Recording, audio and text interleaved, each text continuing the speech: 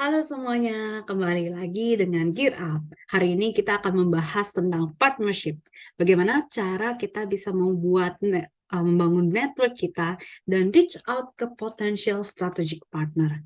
Kenapa sih kita harus bisa reach out atau bisa membangun jaringan networking dengan orang lain? Yang pastinya adalah bisnis kita tidak bisa berdiri sendiri. Kenapa? Kita harus generate new leads untuk jualan, lalu mungkin kita juga butuh funding dari investor, kemudian kita juga mungkin harus expand ke market lainnya, dan kita butuh bantuan orang-orang yang memang sudah pernah ekspansi ke market tersebut. Dan terakhir, itu mungkin kita ingin membuat produk baru atau berinovasi, dan kita tidak memiliki teknologinya, dan sehingga kita perlu seorang partner yang memang bisa membantu kita untuk scale up bisnis. Jadi gimana sih cara kita reach out ke potential partners agar kita bisa melakukan ini semua? Nah, secara general outline yang akan kita bahas hari ini adalah pertama, who to contact. Siapa aja sih yang bisa kita kontak untuk perihal partnership. Yang kedua, bagaimana cara kita kontak mereka. Dan yang terakhir adalah bagaimana cara kita establish relationship dengan orang-orang tersebut sehingga kita bisa bekerja sama dalam jangka waktu yang panjang. Nah, pertama, siapa yang bisa kita kontak? Yang pasti partnership itu ada berbagai bentuk. Itu bisa dalam bentuk mungkin funding atau mungkin untuk inovasi produk baru, mungkin kerjasama untuk komunitas dan sebagainya. Jadi, ketika kita memilih seorang strategic partner, itu harus sesuai dengan goal yang memang kita cari. Misalnya, kalau kita mencari funding, pastinya kita harus kontak investor. Kalau misalnya kita mencari inovasi untuk produk baru, pasti kita mencari orang yang memang sudah pernah membantu dalam lini produk tersebut. Lalu kemudian, misalnya kalau kita mencari mungkin pangsa pasar baru, kita mungkin harus mencari distributor gitu untuk menjadi partner kita. Nah, contohnya di sini, kita sebuah perusahaan ice cream yang ingin membuat produk baru. Goal kita adalah membuat produk baru. Mungkin ice cream cake, atau mungkin ice cream sandwich, atau mungkin kita mau buat minuman berbasis es krim gitu, float. Dan terakhir mungkin juga bisa ice cream cookies. Jadi siapa sih yang bisa membantu kita untuk achieve ini? Pastinya potential partner yang mungkin bisa bikin ice cream cake. Siapa? Pabrik kue. Dan kemudian bisa juga bakery. Atau mungkin kalau untuk minuman, mungkin kita bisa kerjasama sama retail drink store. Dan terakhir kalau misalnya kita ingin membuat menu baru mungkin ya dengan es krim ini, kita bisa mencari kafe atau restoran yang memang membutuhkan es krim untuk uh, produk baru mereka. Gitu. Nah, jadi kita juga harus pay attention when choosing our potential strategic partners. Kenapa? Karena kita tentunya perlu untuk mencocokkan goal dan plan kita dengan mereka. Sehingga kalau misalnya dari sisi goal dan secara benefit juga sudah cocok, jadi kita baru bisa partnership dengan mereka. Jadi apa sih yang harus kita ketahui? Pertama, apa sih goal dan plan di partnership ini? Jadi kita harus tahu goal kita apa sih, rencana kita apa yang kita ingin capai. Itu harus sesuai juga dengan goal dari potential partner kita, dan apa yang sedang dibutuhkan dari potential partner. Lalu yang kedua, berapa lama sih partnership ini akan berlangsung? Mungkin terkadang ada beberapa partnership yang mungkin hanya bisa berjalan selama 3 bulan karena ada project-project lainnya. Atau mungkin ternyata partnership ini bisa kita jalankan nih secara jangka panjang. Itu juga harus kita ketahui. Yang ketiga adalah apa sih kekuatan dan kelemahan mereka, potential partner dan kita sendiri. Mana kalau kita tahu kekuatan dari potential partner, berarti kita bisa memanfaatkan kekuatan tersebut untuk dalam kerjasama kita. Kalau misalnya mereka memiliki kelemahan, kita bisa membantu mereka dan menjadi bahan negosiasi untuk menawarkan bagaimana cara kita bisa membantu mereka mengatasi kelemahan tersebut. Lalu yang keempat adalah bisnis model mereka apa? Target market mereka siapa? Nah, kenapa kita harus tahu bisnis model mereka? Sehingga kita bisa menentukan sebuah plan yang memang sesuai dengan apa yang mereka lakukan selama ini. Dan sesuai dengan bisnis model dan target market mereka. Sehingga dengan kita bisa menyesuaikan plan kita dengan bisnis model mereka, kita bisa membantu mereka dan bukannya merugikan mereka. Seperti itu. Dan kita juga bisa menemukan rencana atau goal yang mungkin lebih sesuai dengan kebutuhan dan keinginan yang diharapkan oleh calon strategic partner kita. Yang kelima adalah bagaimana sih partnership ini bisa benefit untuk kedua perusahaan kita dan perusahaan potential partner. Ini pastinya kita juga harus tahu sebenarnya apa sih yang dibutuhkan potential partner, apa yang dibutuhkan kita, apakah kita bisa saling memenuhi kebutuhan tersebut. Kalau iya, berarti kita bisa menjalankan partnership ini. Kenapa? Karena kalau misalnya partnership ini tidak memanfaatkan pihak manapun atau mungkin hanya satu belah pihak, berarti itu partnership yang belum tentu bisa berjalan dengan lancar atau mungkin tidak bisa berjalan dalam jangka panjang juga. Yang terakhir adalah partner seperti apa sih yang kita cari. Ini tentunya yang kita lihat adalah dari sisi mungkin work culture. Apakah sesuai dengan work culture yang kita selama ini lakukan. Misalnya perusahaan kita adalah perusahaan yang memang sangat strict dengan KPI dan mengejar target. Tapi ternyata potential partner nggak terlalu seperti itu. Nanti ketika menjalankan partnership, ternyata tiba-tiba clash karena dari work culture-nya sudah berbeda. Nah, itu juga harus diperhatikan. Maka dari itu kita harus selalu melakukan research on each party untuk mengetahui sebenarnya apa sih yang dibutuhkan dan bagaimana kita bisa menjalankan plan tersebut. Lalu kemudian siapa sih yang bisa kita reach out? Tentunya kita harus prioritaskan untuk reach out orang-orang yang memang berada di bidang yang sesuai dengan partnership goal kita. Pertama, misalnya kalau kita ingin mengincar untuk partnership untuk sales, untuk meningkatkan sales, atau mungkin untuk produk baru, atau mungkin bisa juga hanya untuk membuat sebuah event, dan kita butuh perusahaan tersebut untuk datang. Pastinya kita harus reach out ke orang partnership, sales, customer relation, dan juga business development yang memang secara langsung berkutat di bidang tersebut. Yang kedua adalah ke founder dan C-levels.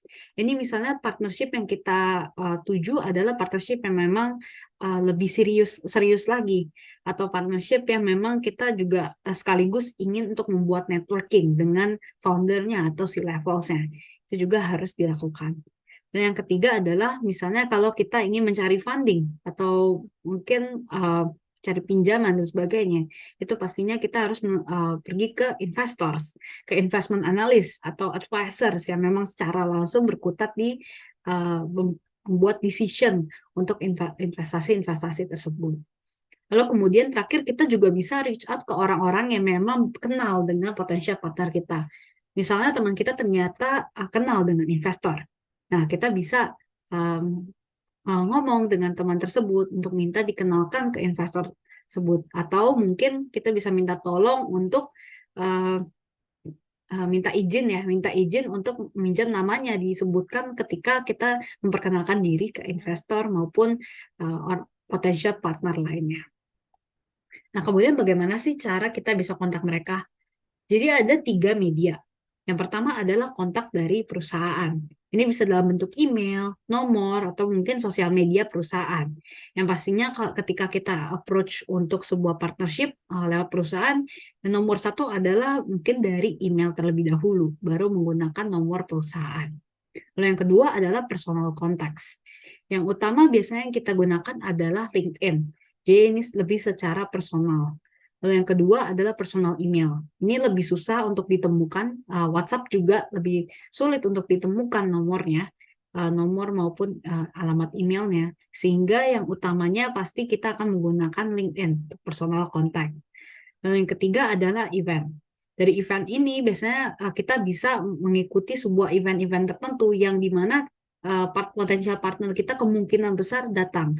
Sehingga kita bisa connect lebih mudah karena kita sudah ketemu langsung dengan mereka di sana. Yang pastinya tipnya adalah kita list semua media atau semua kontak yang bisa kita reach out sehingga kita bisa keep track of the progress untuk kontak mereka. Gitu. Nah, dan bagaimana sih cara kontak mereka? Pertama, kita bahas dulu bagaimana cara kita bisa kontak lewat LinkedIn. Yang pertama adalah kita harus cek mutual. Mutualnya yaitu orang yang juga memfollow atau terkoneksi dengan orang-orang yang ada di uh, yang bisa jadi potential partner kita. Nah, pertama kita harus tahu dulu ini ada siapa aja sih. Mungkin teman kita ada yang terkoneksi dengan mereka, atau mungkin kawan kerja kita juga ada yang terkoneksi, sehingga kita bisa minta referral atau minta izin untuk menyebutkan nama mereka ketika kita berkenalan dengan orang tersebut. Nah, yang kedua adalah kita request koneksi.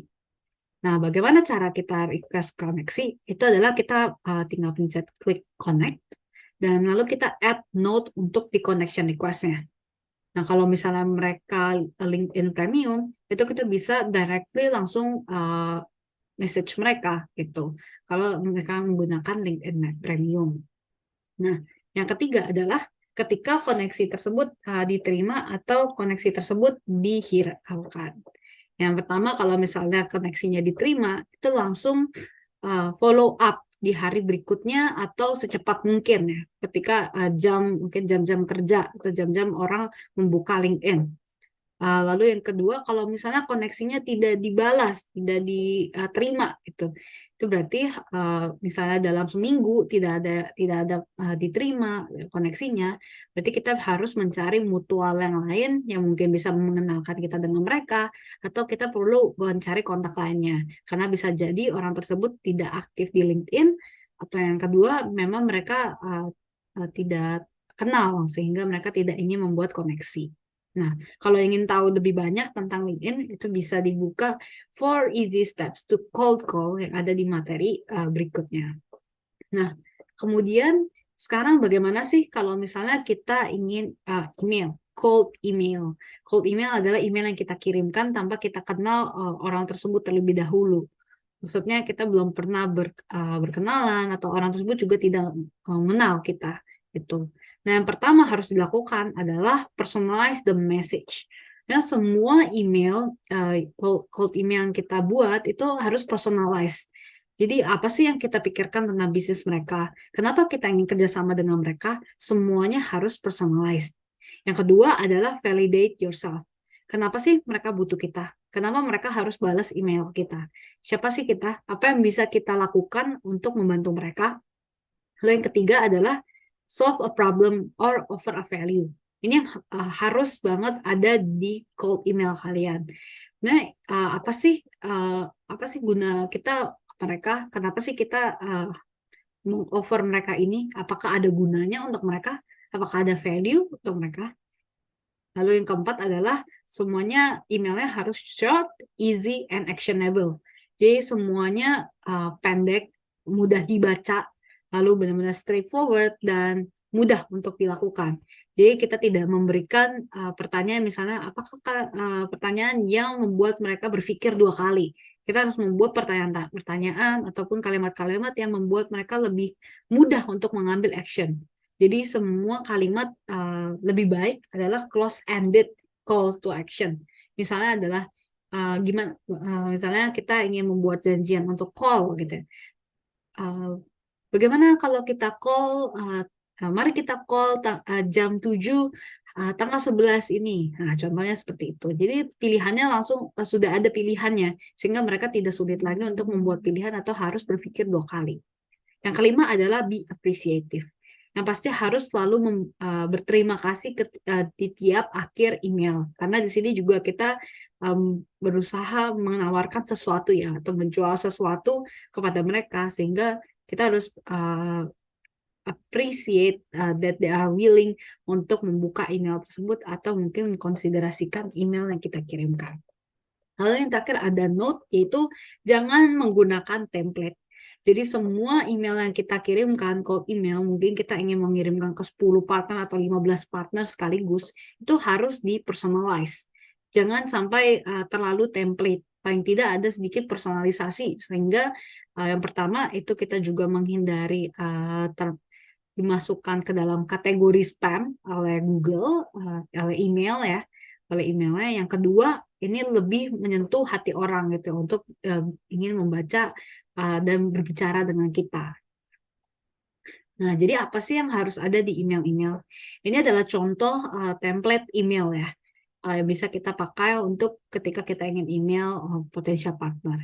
Yang pertama untuk subjeknya itu harus short and nice and eye-catching subject line. Jadi misalnya kita ketemu dengan mereka di event, kan kita bisa bilang nice to meet you at blah blah blah event.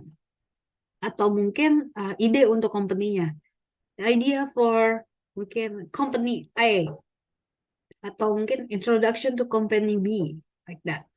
Terus kemudian untuk openingnya itu yang sebuah opening line yang menarik tapi memang sesuai dengan mereka butuhkan. Ini bisa juga pertanyaan. Misalnya kita menawarkan sebuah produk mungkin salad. Apakah Anda lelah dengan salad yang hanya sayur saja, atau mungkin bisa dalam bentuk mutual connection? Nah, mungkin saya mendapatkan nomor email Anda dari Bapak Lalalala. Maka saya dan mendengar bahwa Bapak sedang membutuhkan ini. Mungkin bisa juga dengan memuji mereka. Oh, kita terkagum-kagum dengan hasil kerja perusahaan kalian karena apa dan sebagainya. Lalu the body of the email ini sangatlah penting ya. Jadi harus pendek, mudah dibaca. Jadi mudah dibaca itu jelas dan spesifik yang kita ingin tawarkan. Dan yang harus ada dalam email tersebut adalah satu, kita siapa. Jadi kita validate yourself ya, validasi diri kita. Nah, yang kedua, what in this for them gitu ya. Jadi value apa yang kita ingin offer lewat email ini. Nah, terakhir adalah what do we think about their business. Jadi menurut kita apa sih bisnis mereka? Kenapa mereka yang kita ingin approach? Kita harus personalisasikan. Lalu yang terakhir adalah call to action. Ini fungsinya sebagai closing sekaligus untuk kita mungkin bertemu juga dengan mereka. Jadi kita harus membuat sebuah request yang mudah dan actionable. Jadi kita jangan memberikan kita perlu memberikan list of options, tapi jangan memberikan pertanyaan yang menanyakan apa iya atau tidak. Karena orang lebih cenderung untuk memikirkan, untuk menjawab tidak kalau misalnya kita menanyakan iya atau tidak. Jadi lebih baik untuk memberikan list opsi sehingga mereka lebih mudah untuk mengambil keputusan. Nah, kemudian ini adalah contoh dari email ya. Subjeknya misalnya kita menggunakan introduction to company A. Terus di openingnya mungkin kita kenal orangnya. Hi James, I had a chance to look through your website and it seems company B could greatly benefit from working with company A. Jadi di sini kita company A ini adalah orang yang sedang mengoffer produk mereka untuk memperbaiki website company B. Jadi the body is company A punya tool baru yang bisa membantu company B gitu untuk membuat generate leads lebih baik lewat website mereka dan di-convert ke sales. Nah, kemudian kita juga memberikan angka-angka untuk meyakinkan mereka. Sekarang kita sudah membantu relevant customer yang menjadi contoh untuk mengenerate leads 3 kali kurang dari sebulan. Kalau yang terakhir kita ada call to action. Apakah kalian available untuk sebuah quick call jam 11 hari Senin gitu, langsung ditembak gitu, kita mau quick call jam 11 hari Senin gitu. Jadi orang langsung berpikirnya antara apakah dia bisa atau tidak bisa. Kemungkinan besar mereka akan menawarkan jam lain kalau misalnya tidak bisa tuh, daripada kita menanyakan ya atau tidak. Nah, nextnya ini adalah guide untuk networking di events. Yang pertama adalah kita harus tahu kita ingin approach siapa. Jadi kita harus research semua partisipan di events dan siapa saja sih yang kita ingin approach. Karena pastinya waktu untuk networking di events ini sedikit. Kita mungkin hanya bisa bertemu dengan beberapa orang saja di events. Jadi siapa aja sih potensial partner. Itu kita harus tahu wajahnya, namanya, dan sebagainya. Lalu yang kedua, kita harus prepare ourselves. Jadi kita harus mempersiapkan diri. Harus sudah ada conversation starters, lalu elevator speech mungkin ya, elevator pitch ya, untuk memperkenalkan diri, lalu membawa name card, dan menggunakan baju yang memang rapi gitu. Yang ketiga adalah listen and take notes. Ini harus ya, jadi kita harus memahami, nah other party itu membutuhkan apa sih, calon partner kita mencari apa sih. Nah itu kita harus mendengarkan dan mencatat gitu, sebenarnya mereka butuh apa. Lalu apakah mereka memiliki visi dan misi yang sama dengan kita, gitu. Itu harus kita ketahui juga. Lalu yang keempat adalah kita pitching diri kita sendiri. Sebenarnya apa sih yang kita bisa offer gitu, menurut research kita dan yang kita pahami dari yang mereka katakan, sebenarnya mereka butuh apa sih? Jadi kita offer sesuai dengan yang mereka butuhkan. Lalu sinergi apa sih yang bisa kita bawakan untuk mereka? Ini juga harus kita research gitu. Jadi kita bisa pitching dan benar-benar menawarkan sesuai dengan yang mereka butuhkan, sehingga kemungkinan untuk jawab ya untuk masuk ke steps berikutnya lebih besar. Lalu yang terakhir adalah the next steps. Ini pastinya terakhir setelah kita pitching harus minta kontak atau tukeran bertukar kartu nama gitu dengan mereka, sehingga kita bisa follow up lebih lanjut ketika setelah eventnya selesai. Paling tidak 1 hari setelah event selesai itu harus di follow up gitu. Nah, kemudian kalau misalnya kita sudah terkoneksi mungkin dari event, atau mungkin dari email, atau mungkin dari LinkedIn. Apa yang harus kita lakukan? Kita harus establish relationship-nya. Gitu. Harus ditetapkan sebuah hubungan dengan mereka. Terutama kalau misalnya kita ingin dekat dengan potensial partner ini, atau potensial partner ini yang memang benar-benar bisa memberikan manfaat pada kita. Yang pertama adalah create a value gitu. Mungkin bisa dengan mudah yaitu kita bisa tag mereka atau mention mereka ketika ada sebuah berita yang memang sesuai dengan kondisi mereka saat ini. Pokoknya kita share semua hal yang memang berguna untuk bisnis mereka. Yang kedua adalah use their background. Nah, kita harus tahu background mereka. Jadi kita bisa memuji mereka, atau kita bisa memberikan selamat gitu ketika mereka melakukan sebuah pencapaian gitu. Jadi terus-menerus ada hubungan dengan mereka. Jadi kita harus membicarakan apa sih yang mereka suka gitu. Mungkin misalnya mereka suka bola gitu ya. Suka bola, kita bisa memuji mereka, oh kamu suka bola ya, kemarin ini menang ya gitu. Jadi bisa ada pembicaraan juga. Yang ketiga, kita nggak boleh hanya sugar coating semuanya sesuai dengan yang mereka harapkan untuk kalian katakan. Lalu kita harus juga ada personal branding. Jadi don't be fake all the time gitu. Harus ada personal touch ketika, terutama kalau misalnya kita ngobrol sama founder lain atau nggak mungkin dengan investor, harus menunjukkan ada sedikit diri kita sendiri gitu ya. Jadi tidak selalu fake. Dan ketika kita bisa mengestablish sebuah relationship ini, kita bisa berbicara tentang hal-hal yang lain, mungkin dengan partnership, tentang bisnis, dan sebagainya itu lebih mudah ya, karena kita sudah ada hubungan yang lebih dekat dengan mereka.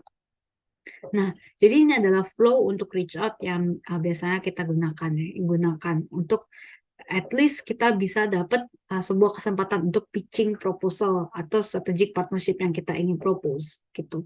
Yang pertama kita harus tahu partnership goal kita ya. Tadi partnership goal-nya apa? Goal kita apa sih yang kita ingin lakukan dari partnership ini? Lalu yang kemudian kita mencari nih potensial partner yang bisa membantu kita untuk mencapai goal ini siapa aja sih? Kemudian kita kontak mereka secara langsung, mungkin dari event, atau dari kontak perusahaan, atau mungkin dari personal contact. Kalau misalnya dari event, biasanya kemungkinan besar adalah menjadi connected. Lalu kalau company contact, personal contact, connected. Kalau misalnya dalam 3 hari setelah kontak itu kita terkoneksi, kita harus selalu langsung set up call sehingga kita bisa pitching proposal atau mungkin mengenal mereka lebih dalam sehingga networking kita bisa lebih luas lagi. Lalu apabila tidak ada respon sama sekali, itu harus mencari kontak baru gitu, alternatif kontak dan follow up setiap 3 hari. Ya misalnya kita kontak orang A, dalam 3 hari belum dibalas, berarti kita harus cari kontak B. Kita kontak B 3 hari nggak balas, berarti kita harus kontak C dan sebagainya, dan berikutnya. Dan paling tidak kontak 3 orang setiap sedang reach out, sehingga kita lebih cepat bisa untuk melakukan partnership tersebut dan tidak ketinggalan dengan agenda partnership yang memang ingin kita kerjakan seperti itu. Nah, yang penting adalah kita harus selalu stay in contact. Ini sangat penting. Kenapa? Apapun hasil dari diskusi kita dengan orang tersebut, dengan bisnis tersebut, mungkin dengan investor, koneksi itu penting. Karena koneksi untuk memulainya saja itu sangat sulit ya. Sangat sulit. Kita harus email, harus LinkedIn, reach out, connection, dan sebagainya itu sangat sulit. Jadi kalau misalnya kita sudah mendapatkan kontak atau sudah membuat koneksi ya dengan seseorang, pastikan stay in contact. Caranya bagaimana? Dengan establish the relationship. Mungkin bisa sharing berita dengan mereka, mungkin bisa memberikan selamat gitu ketika mereka melakukan sebuah achievement dari bisnisnya, dan sebagainya gitu. Jadi karena kita tidak pernah tahu kapan sih kita akan butuh orang tersebut. Jadi apapun yang terjadi dari diskusi secara bisnis, koneksi itu sangat penting. Nah, sekian tentang partnership. Semoga membantu. Dan apabila ada pertanyaan, bisa diinfokan kontak kami lewat info@gearup.network. Dan terima kasih.